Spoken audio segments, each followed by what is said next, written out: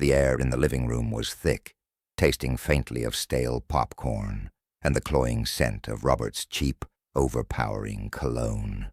Deborah, 58 years old, and looking every single minute of it under the harsh fluorescent kitchen light, moved through the spacious suburban home like a ghost, perpetually tiptoeing. She had perfected the art of silent existence over 30 years of marriage to Robert, a man whose moods shifted faster than the Colorado weather and whose primary mission in life seemed to be ensuring complete silence whenever he was present. Right now, Robert was glued to the armchair, volume cranked up so high the dialogue rattled the china cabinet glass, watching some cable news pundit argue about the economy, a topic he supposedly cared deeply about, though he rarely held a job for longer than 6 months. "Deborah," Robert's voice sliced through the drone of the television, sharp and instantly demanding, though he hadn't even turned his head. She flinched, instinctively dropping the potato peeler she was using. "Yes, dear," she replied, her voice carefully modulated, low and soothing, the voice of a hostage negotiating dinner. "You're shuffling. Stop the damn shuffling. Can't a man get some peace in his own house?" It wasn't shuffling. It was walking. She was wearing her old slippers, the ones with the worn rubber soles, but to Robert, any movement she made that wasn't directly servicing him was an irritating obstruction to his focus, whatever that might be on a Tuesday night. "I'm sorry, honey. I was just getting the potatoes ready for the roast. You said you wanted mashed." Robert finally turned his head, a slow, deliberate movement that Deborah knew always preceded a lecture or, worse, a searing dismissal. His eyes, usually clouded with a self-important film, narrowed on her. "I said I wanted dinner, woman. Are we going to play semantic games about the process now? Just shut up and cook. You're always talking." That was Robert's mantra. You're always talking. The truth was, Deborah rarely spoke around him anymore. Every word was an argument, every question an intrusion. She hadn't been able to share a simple anecdote about her volunteer work at the shelter in months, without him interrupting to tell her why her interpretation of events was stupid or misguided. She felt the familiar heavy knot of nausea tighten in her gut, a physical manifestation of living on the perpetually volatile surface of his ego. She bent down quickly to retrieve the peeler, the movement designed to signal immediate compliance. "Right, I'll be quiet. I just wanted to ask if you preferred the heavy cream or just the milk tonight. Since the doctor said crash." Robert had launched the remote control, not directly at her. He wasn't physically violent, not in the way that left bruises, just in the way that destroyed objects and spirits, but against the wall, right beside her head. The plastic casing fractured on impact. "I don't care what the damn doctor said, and I don't care about your dairy preferences. Can you just stop talking for 5 goddamn seconds? It's relentless. You're driving me insane with your incessant yammering. You know what? Get out." The command hung in the air, but this time it was different. Usually, get out meant go to the bedroom and don't bother me. "Robert, it's raining outside. The storm is getting really bad." The wind outside howled, a sudden angry shriek, slamming sheets of rain against the living room window. The sky had turned a bruised, oppressive violet. Robert rose from his chair, a towering figure of 6'2", who used his physical presence as an intimidation tool, even when he wasn't yelling. He didn't approach her. He walked directly to the front door, his face a mask of cold, absolute contempt. "Oh, is it raining? What a tragedy. Maybe the rain will wash some of the noise out of you. Get out, Deborah. I need silence, absolute silence, and I don't want to hear your damn voice until I decide I'm ready to tolerate it again." Before she could process the sheer, stunning lunacy of his demand, he had yanked the door open. A vicious gust of wind and water immediately invaded the hallway, scattering the small rug and making Deborah gasp. "Robert, please, I'm not wearing a coat." "I don't have my keys." "Then I guess you'll learn to shut the hell up faster next time," he sneered, and in one swift, brutal motion, he grabbed her forearm, the only physical contact he'd initiated all day, and shoved her out onto the wet porch. The door slammed with a deafening finality that vibrated through the structure of the house and straight into Deborah's chest. Before she could even scramble off the slick wooden porch, she heard the definitive, sickening sound of the deadbolt locking from the inside. Click, clack. Then, the second security latch. Clack, clack. Deborah stood frozen for a moment, the heavy cold rain instantly plastering her simple cotton shirt and lightweight slacks to her body. She was soaking wet in seconds, her hair matted against her skull. The temperature had dropped 20 degrees with the storm front, and the chill immediately penetrated to her bones. He did it. He actually did it. This wasn't just a fit of rage. This was calculated cruelty. He had used her physical comfort, her very safety, as leverage for her silence. The realization hit her with the force of a physical blow, stripping away years of carefully constructed denial that this was just a difficult marriage. Tears, indistinguishable from the rainwater streaming down her face, started to flow. She stumbled forward, lifting her hand and beating on the solid oak door. Thud, thud, thud. "Robert, open the door. This isn't funny. I'll be quiet. I swear I'll be quiet," she cried, her voice raw, completely contradicting the vow of silence she was making. But panic had overridden logic. Her hands were already stinging from the frantic blows. Inside, she heard the television volume increase. Robert was drowning her out. She backed away slightly, shivering uncontrollably. Her teeth started chattering almost immediately. She looked desperately around the porch. The car keys, her phone, everything was inside. She was stranded, exposed, humiliated, in the middle of a torrential downpour, wearing nothing but damp house clothes.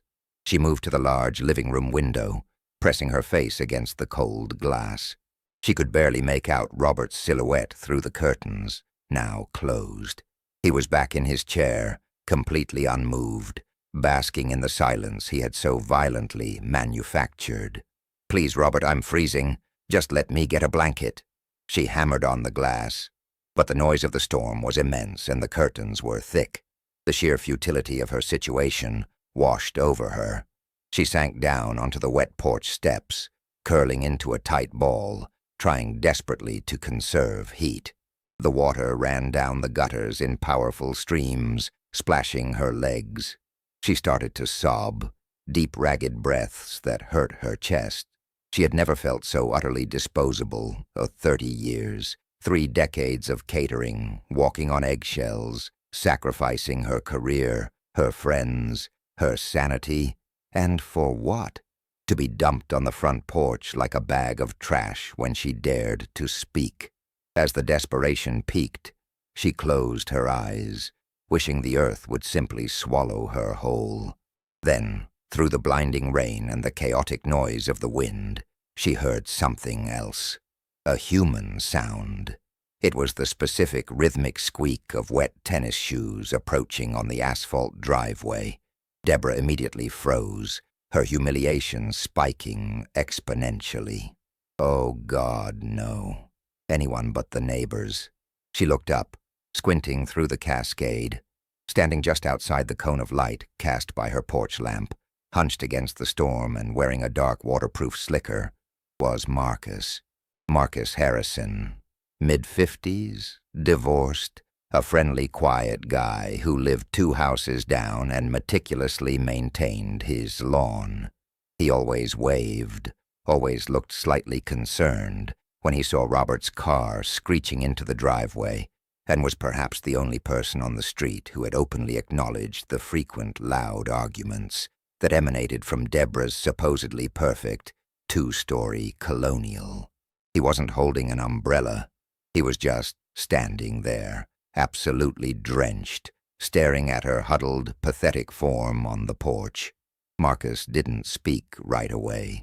He just took 2 slow, deliberate steps toward the house, his gaze fixed not on Deborah, but on the brightly lit window behind her. He seemed to be collecting his thoughts, assessing the unbelievable tableau. A well-dressed woman, shivering uncontrollably in a storm, locked out of her own home. When he finally spoke, his voice was surprisingly calm, yet edged with a quiet, furious disapproval. "Deborah, what in God's name is going on here? I heard the commotion and then the door slam. I thought maybe there was a break-in, but I see Robert is inside."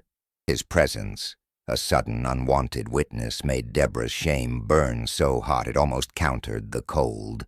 She tried to stand up, but was too weak, too numb. "Marcus, please. Don't. It's nothing. Just a stupid fight. He'll open the door in a minute. Just go back inside. You're getting soaked."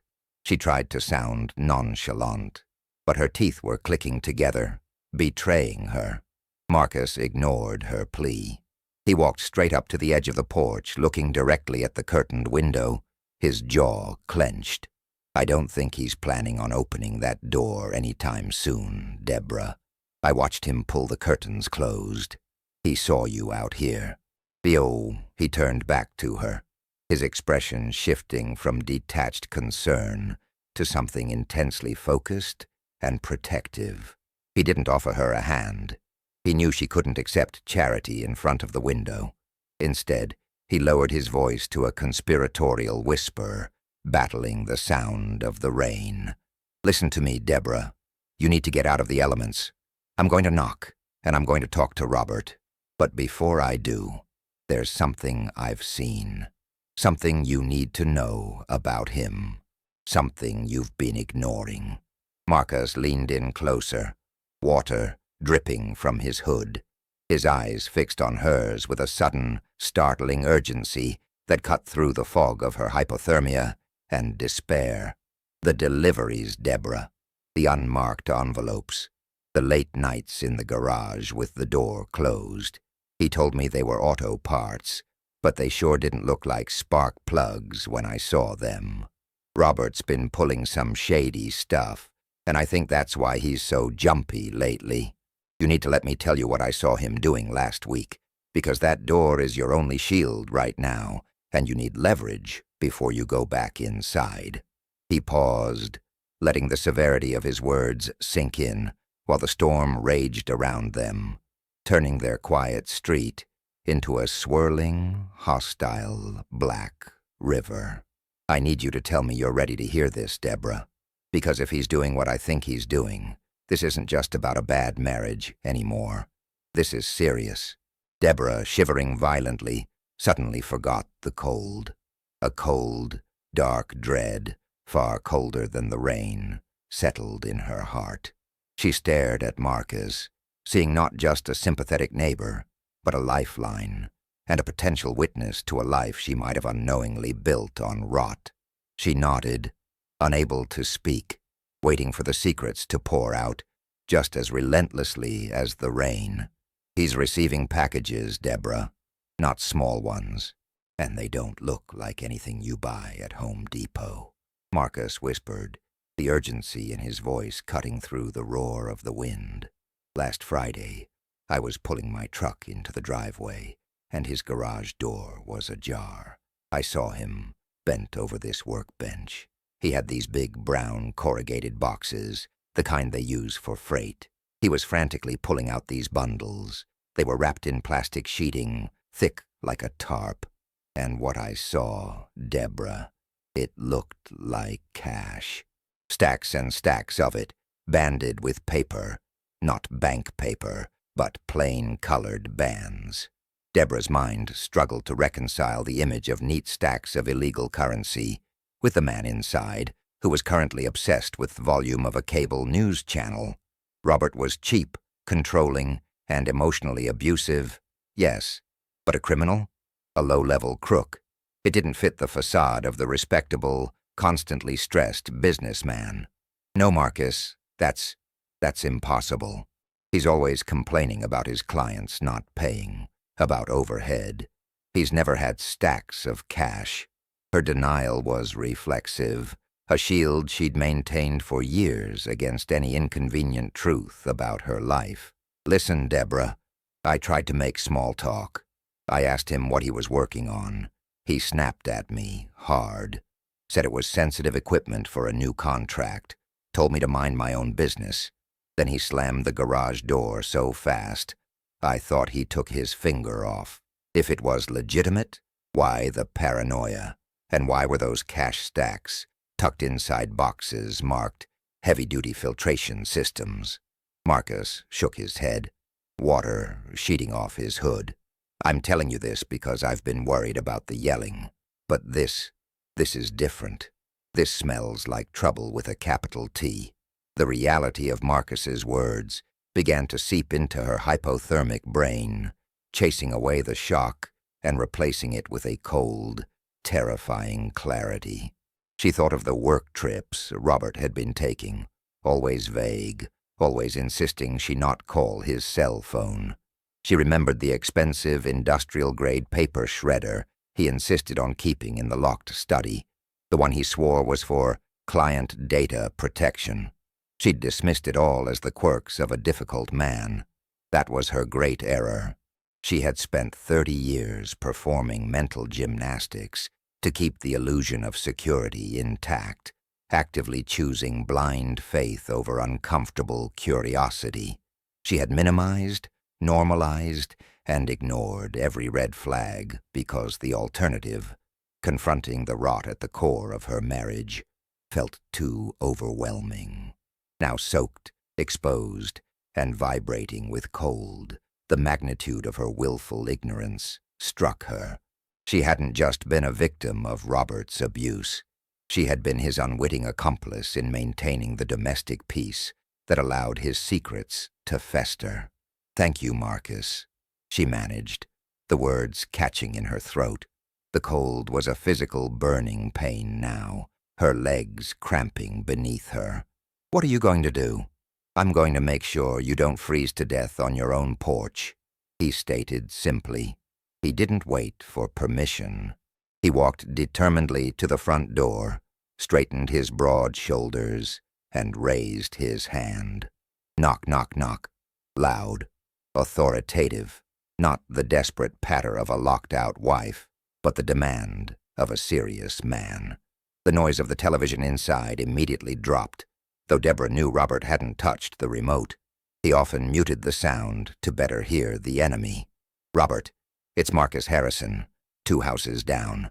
I need to talk to you about the water pooling on the property line. It looks like your gutters are overflowing, and it's causing some serious erosion right where the new utility cable runs. We need to look at this now before it causes a major electrical hazard," Marcus shouted, using a tone of civic concern that Deborah instantly recognized as strategic brilliance.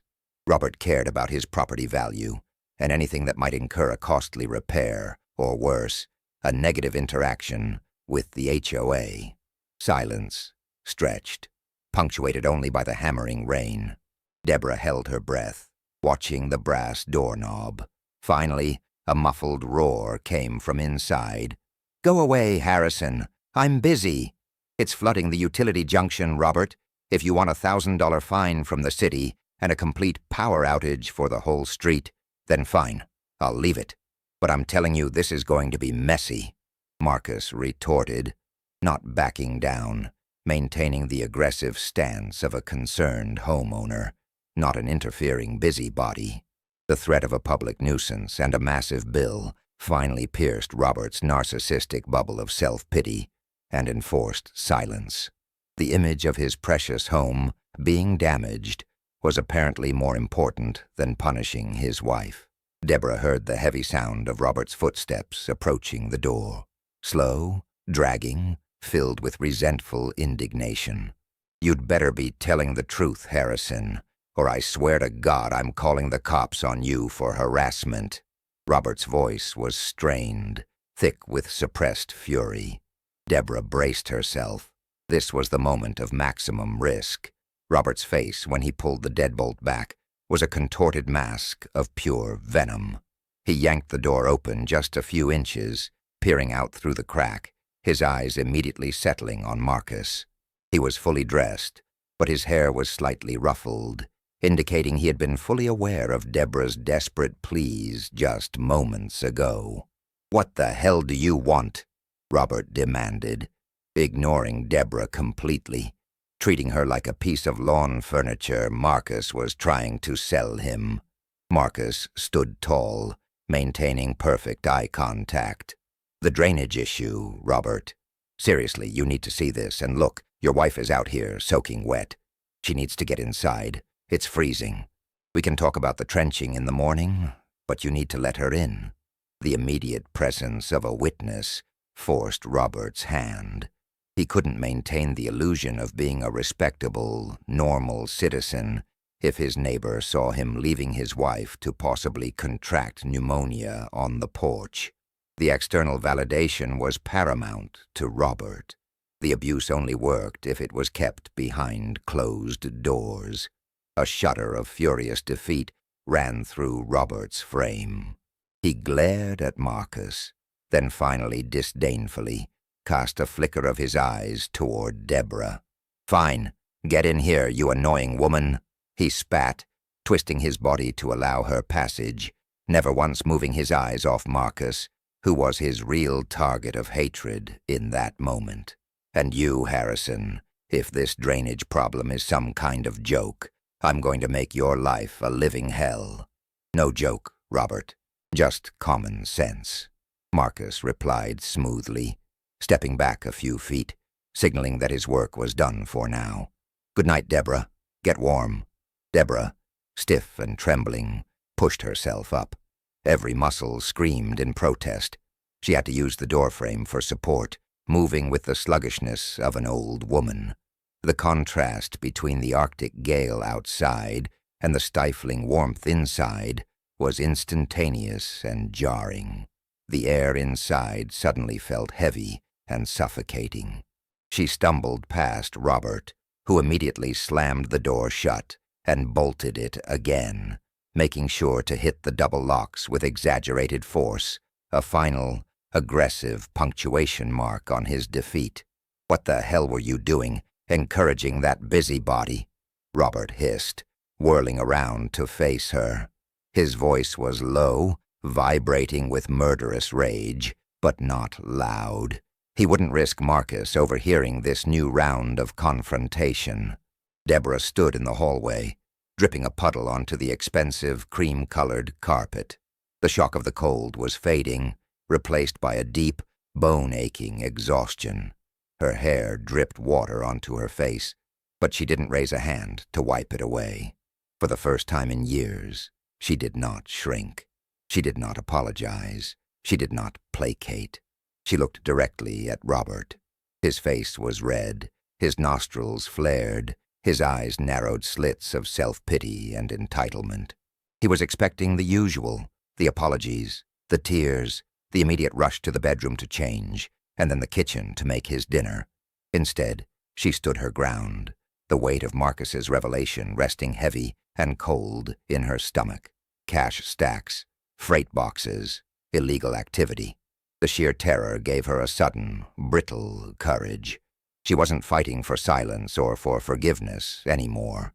She was fighting for survival in a reality that had just tilted violently off its axis. "I was freezing, Robert. You locked me out in a storm. I could have died out there," she said, her voice shaking but steady. "Don't be dramatic. 5 minutes in the rain won't kill you. It was 5 minutes of blessed silence until you invited that creep over here to interfere," he yelled, taking a step toward her. "Now go change. You're ruining the carpet, and you owe me an apology for embarrassing me in front of Harrison." "I'm not changing, and I'm not apologizing," Deborah stated. The sound of her own voice, firm and declarative, felt foreign and electrifying. She realized how long it had been since she had used it to state an undeniable fact, rather than to ask permission or offer agreement. Robert froze, utterly nonplussed. The shock of her defiance was palpable. This was not the broken woman he had shoved onto the porch. "What did you just say?" he asked, his voice dangerously quiet, the calm before the typical emotional typhoon. Deborah took a deep, steadying breath. She needed to transition from defense to offense, armed with the knowledge Marcus had given her. She knew she couldn't simply accuse him. She needed to introduce doubt, to signal that his meticulously guarded secrets might not be so secret after all. "I said I'm not apologizing. I haven't done anything wrong. You, on the other hand, have some explaining to do," she said, lifting her chin slightly, meeting his hostile gaze. "Where did you go last Friday, when you said you were at the convention for 48 hours? And why does Marcus think you're running some kind of scheme out of the garage? He mentioned some boxes and some funny money." She watched the color drain from Robert's face. The change was instantaneous and total. The aggressive fury vanished, replaced by a ghastly, paralyzing fear.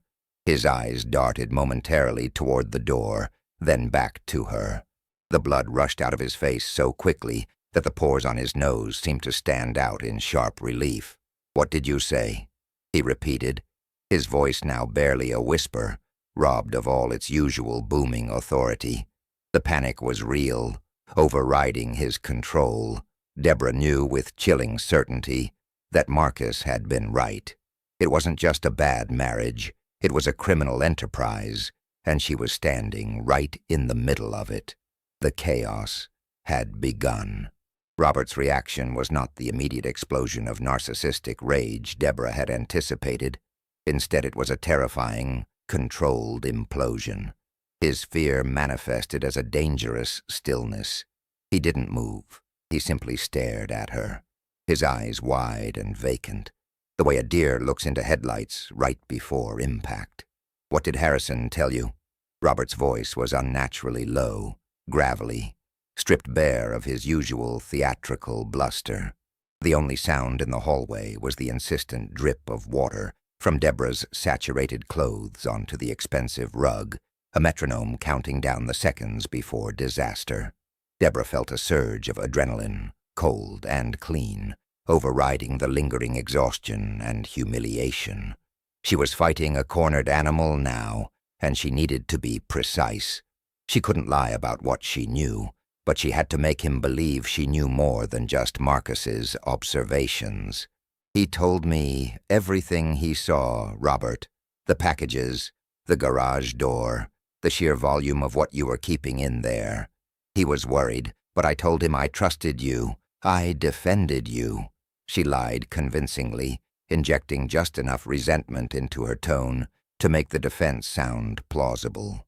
"But now, after you locked me outside, after all these years of insults, I'm wondering, what kind of equipment requires you to hide packages, use a special shredder, and take business trips where I can't call you?"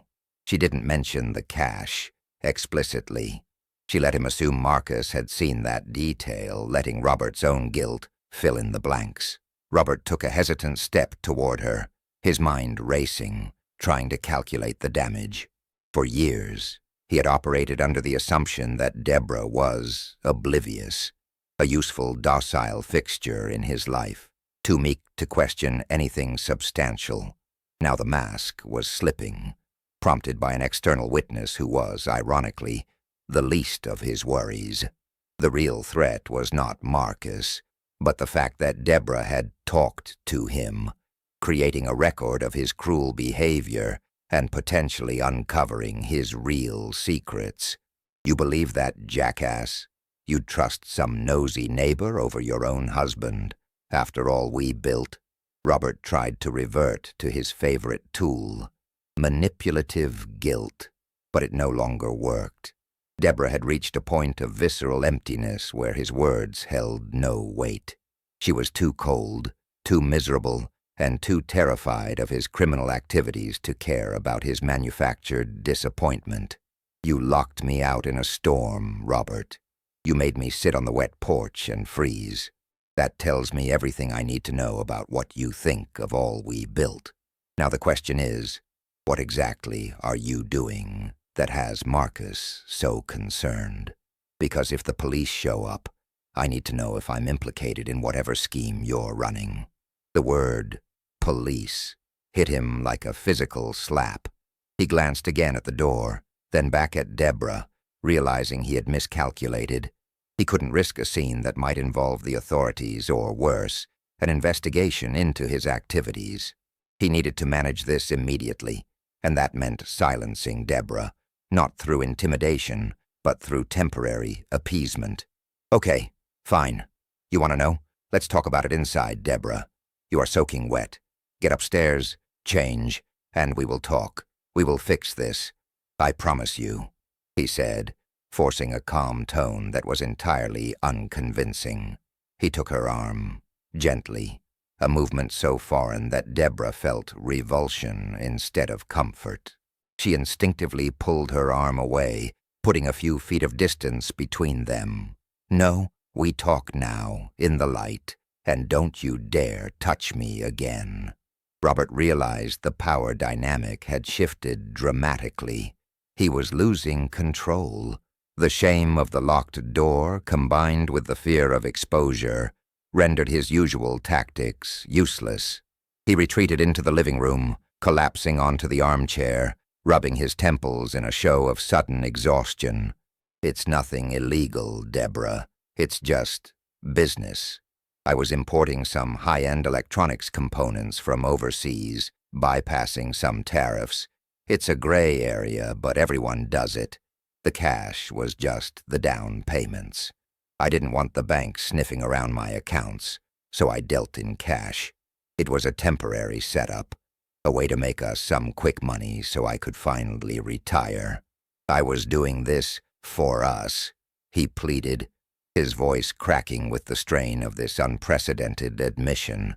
Deborah watched him, noting the subtle giveaways, the excessive detail, the immediate self-justification, the refusal to accept any actual blame for the secrecy. Gray area? Robert, you're talking about potentially smuggling or tax evasion.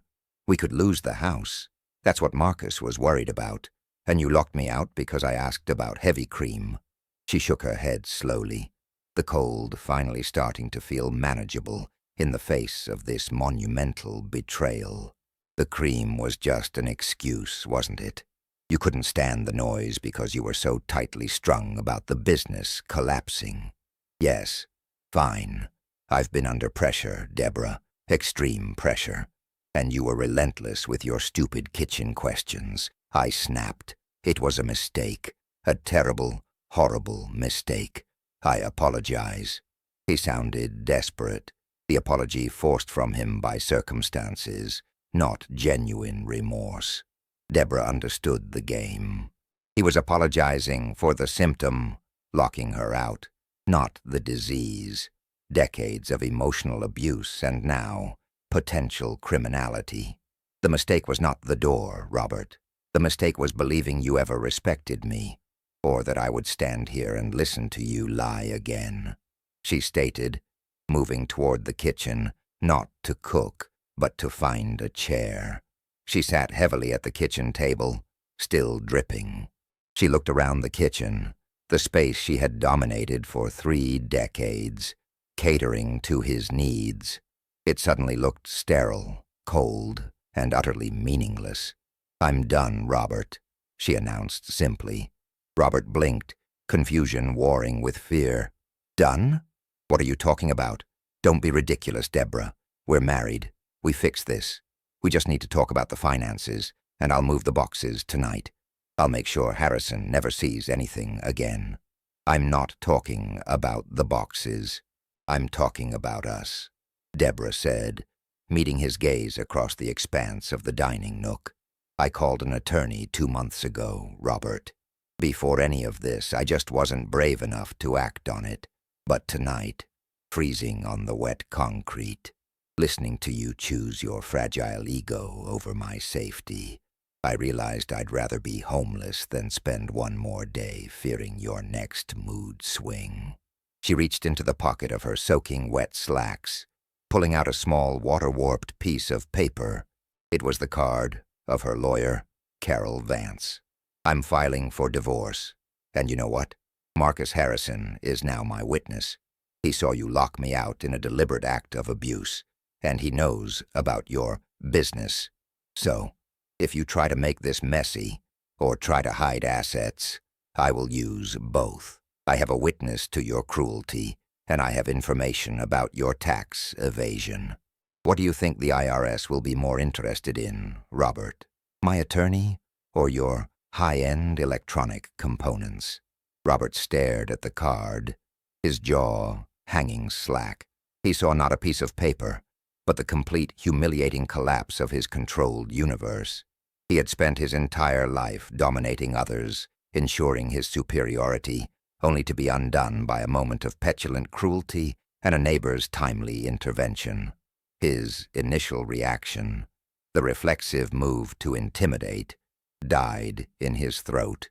He saw the cold, hard resolve in Deborah's eyes. She was past the point of tears or bargaining. She had been pushed too far, and the knowledge of his secrets, however small, was enough to give her the necessary leverage. Robert did not fight her that night. He didn't have the energy or the nerve to risk drawing any more attention to his life.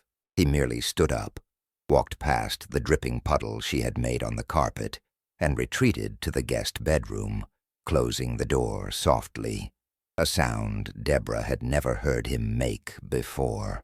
The next morning, Deborah was still damp but felt lighter than she had in years. She had changed her clothes and spent the night documenting everything she knew. Before dawn, she left the house with a suitcase and drove straight to Carol Vance's office, the water-warped card clutched in her hand. The separation was brutal, as all divorces from narcissists are, but Robert was effectively neutralized by the dual threats. The domestic violence claim, backed by Marcus, who gave a damning detailed account of the incident and the years of yelling, and the threat of exposing his gray market activities. He settled quickly, paying a significant portion of his hidden cash to keep the business under wraps, and his name out of any formal investigation. Today, Deborah, 60, lives in a small sunny condo 2 hours from her old suburban prison. She works full-time at the animal shelter, her own voice, once silenced and despised, now used constantly to soothe and care for others. She occasionally runs into Marcus at the hardware store in their old town when she drives back for appointments. He always waves, and she always returns the gesture with profound gratitude.